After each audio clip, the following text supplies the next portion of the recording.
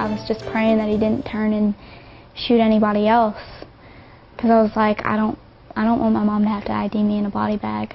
Audrey Miller, a junior and ROTC member at Fern Creek High School, claims she knows what started the fight that led to a shooting on the school's 3rd floor.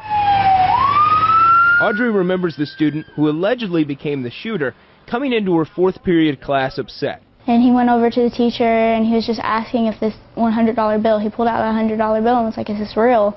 The high school junior works as a cashier. I get those at work sometimes, and it was not real. It looked real, but it was too thick to be money.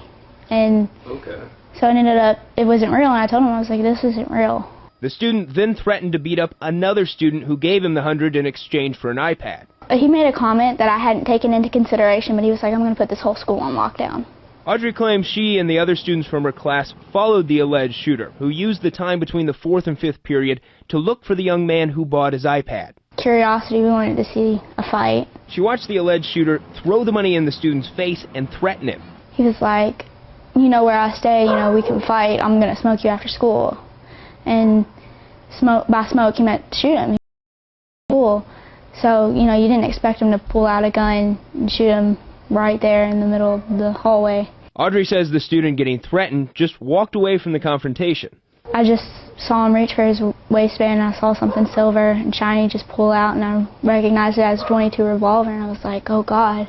I just stuck down, and I heard the shot, and it just kind of, this sensation came over my body, and I was like, oh my gosh. Audrey was so close to the gun, it damaged her hearing.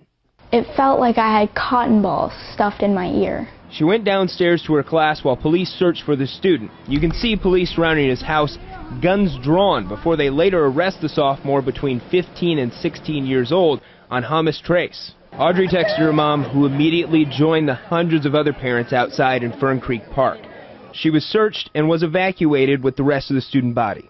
She said that they're in lockdown. Just come get me. I'm scared. There's people at the window. I'm really scared. Mom, come get me. Audrey's mom is incredibly happy to have her daughter home and took her to the hospital to have her ear treated. I'm just kind of grateful. You know, I made it out. Police are charging the 16-year-old male with first-degree assault, wanton endangerment, tampering with evidence, carrying a weapon onto school property, and also carrying a deadly concealed weapon. He was taken to Jefferson County Youth Detention Center.